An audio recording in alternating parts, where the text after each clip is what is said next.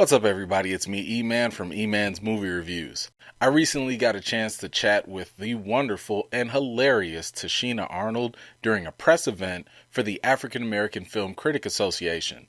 You may best remember Tichina in the role of Pam on The Martin Lawrence Show. Since then, she's been featured in a number of other roles in upcoming movies and TV shows like Clover, The Neighborhood on CBS, which, by the way, is actually pretty funny, and I definitely recommend checking that out. And her latest film called The Main Event, which will be premiering on Netflix April 10th.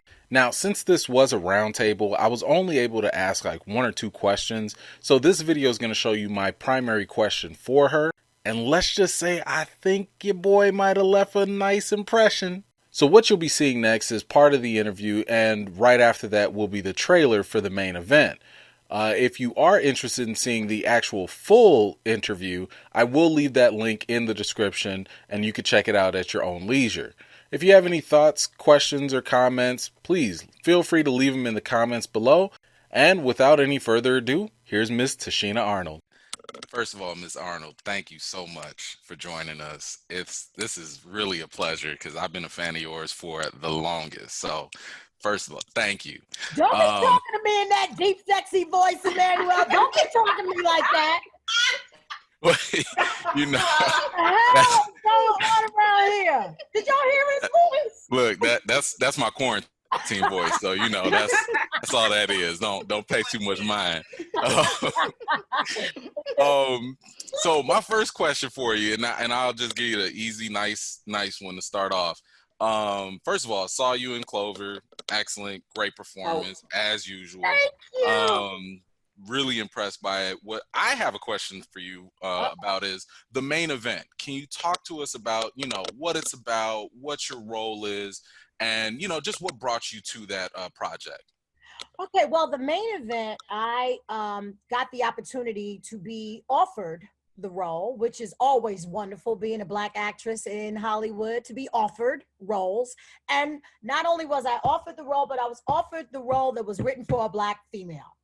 Yes. So we got two things that were just a wonderful thing that happened prior to me taking on the role. I took on this role because I didn't have a relationship with Netflix. So my sister, who is also my manager, she's like, Tichina, I think this would be a wonderful opportunity for us to, really like create a open door with Netflix. So by taking the role, I was a little apprehensive because the name of the role was Grandma.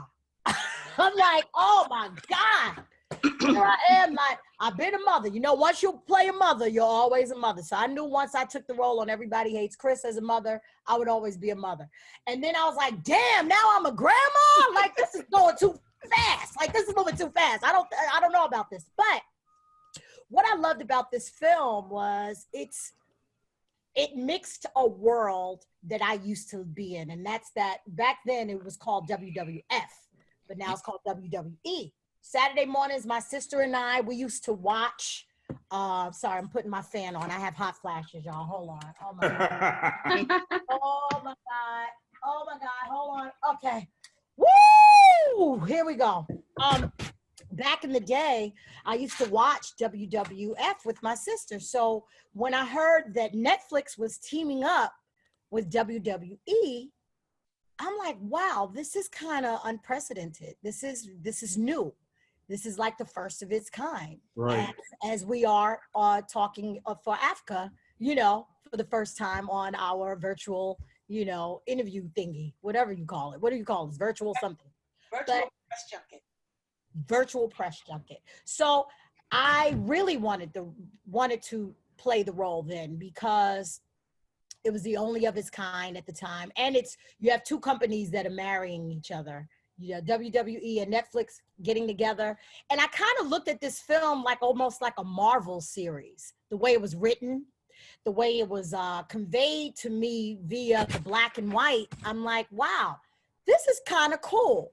And as you know, or may know, I don't take any role. Like I've been where I didn't have two pennies to rub together and I still turn down roles. Just because something is offered doesn't mean that you're supposed to do it. But I said, this is a wonderful time for me to do a family film. This is a family film. This is a film that I can watch with my daughter. And that's kind of how I always choose my roles. I'm like, if my daughter can't watch it, I'm not doing it, you know? Yeah.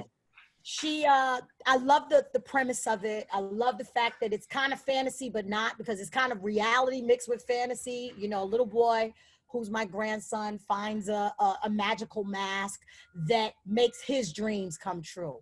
Right. So I love the fact that it was just about hope.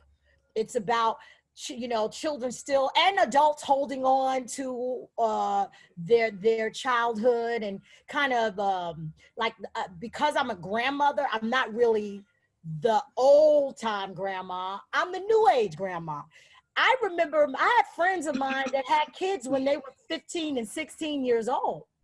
So you have a lot of young grandmas these days. You have a lot of aunties. You have a lot of people that are in positions of matriarchs, but they're still young.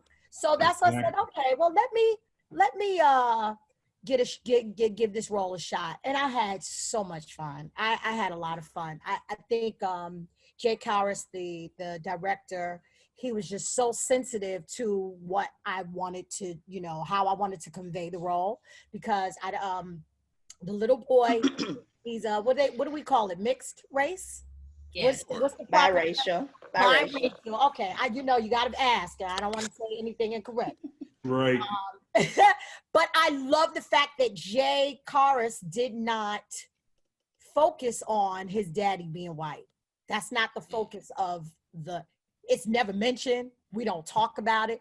We go on with the movie as if that's what it is, because you do have a lot of biracial products from which are our new set of kids that, you know, we have a lot of biracial children. So I was like, wow, this movie is gonna really, it hits on a lot of different areas of life that I'm very interested in, and I'm very I think should be, you know, talked about. I think should be seen, should be heard. So I it was a lot of things that made me choose this role. So I'm really I'm very happy about it.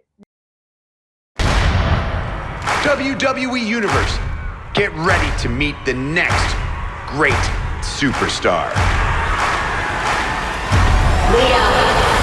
Leo, you're gonna be late. All right, kiddo, time to get up. I'm up, Dad. He's already up. Aww. Does our little Leo want to be a WWE superstar? Get that back, come on. Oh, we're gonna get you, Thompson.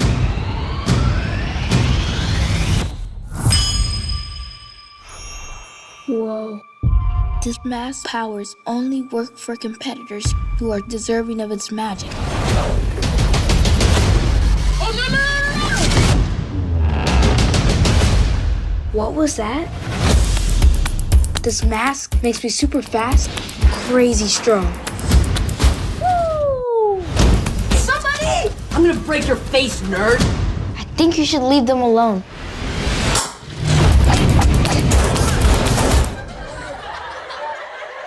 That was the coolest thing ever. The WWE is hosting a winner-take-all tournament. The winner will become the next WWE superstar. Yeah, baby! Keep running, keep running, keep running, keep running. Hold up, this guy's taking on that guy? Bring the chaos, bro. Keep running, cause they wanna test us. Ew! The match just started. How are you so sweaty? Don't ask questions you don't want answers to. Moving on to the tournament, Kid Chaos! It's gonna be easier than I thought. I'm just kidding. Good luck to none of yous. Magical mask is not what makes you strong. Real strength comes from here and here.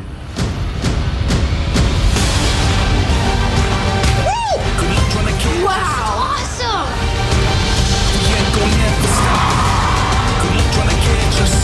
Here comes Samson. Welcome to the main event! Wow, you're very hungry. Are you okay? I've been burning a lot of calories lately.